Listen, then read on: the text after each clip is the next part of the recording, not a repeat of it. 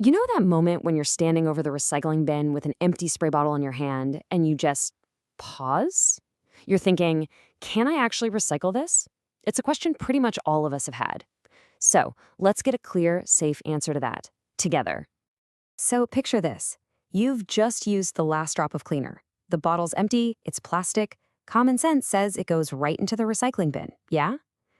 Well, maybe not so fast. What you do next is actually way more important than you'd think. The whole problem really comes down to one thing: chemical residue. See, even when a bottle looks and feels totally empty, there's this thin, invisible film of the original chemical still clinging to the inside. And that residue, that can be a real hazard, and it's the #1 reason these bottles need some special treatment. The good news is there's a super simple and safe way to handle this. Let's walk through what I call the 4-step safety plan. It's going to take all the guesswork right out of the equation. Here's our game plan, and it's super simple. First, we check the label. Then we do the triple rinse. After that, a little prep for disposal, and finally, we make sure it ends up in exactly the right place. Let's dive in with step 1. All right, step 1 is a big one. Before you even think about putting water in that bottle, you've got to look at its label. Think of it as your instruction manual. It is absolutely the most important place to start. So what are you looking for? It's pretty simple, actually. What was in this bottle? Was it just a gentle all-purpose cleaner, or was it something more serious, like a pesticide? A lot of the time, the label itself will give you very specific disposal instructions. Honestly, this one step can change everything about what you do next. Okay, now for the most hands-on part of the whole process, the triple rinse. This one simple action is what really transforms a potentially hazardous piece of plastic into something safe enough to recycle. So here's how you do it safely. First things first, get some fresh air. Open a window, or better yet, step outside. Then you're going to fill the bottle about a quarter of the way with water, screw the cap back on, and just give it a really good shake. Pour that water down the drain, and then you do it 2 more times. After that third rinse, just let the faucet run for a few extra seconds to flush it all through. Easy. Awesome. The bottle is now clean, it's safe to handle. We are totally on the home stretch. Step 3 is just a quick final prep before this bottle heads off to its final destination. Just 2 last little things to do. First, either peel that label off or just grab a marker and scribble over it. This just avoids any confusion for the people handling it down the line.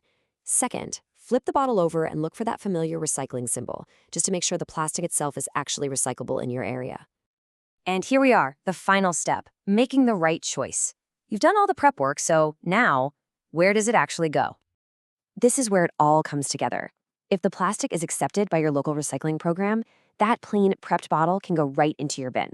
But, and this is a big but, if the original product was hazardous, something like a strong pesticide or chemical, it has to go to a hazardous waste facility, even after rinsing.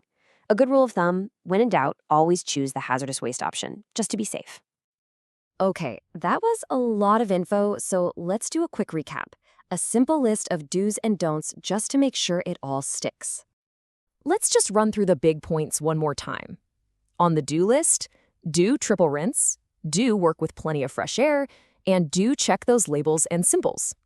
Now for the big don'ts. Don't ever recycle a bottle that still has residue in it.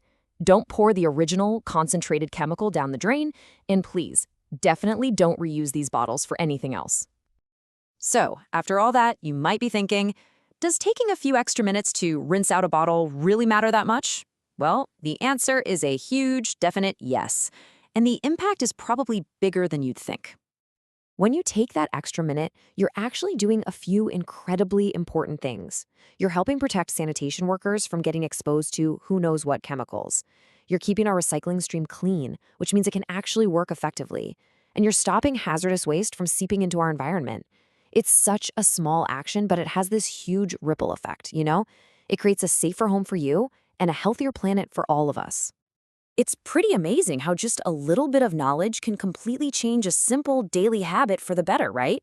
It kind of makes you think, what's the next small thing in your daily routine that you could transform into a positive action?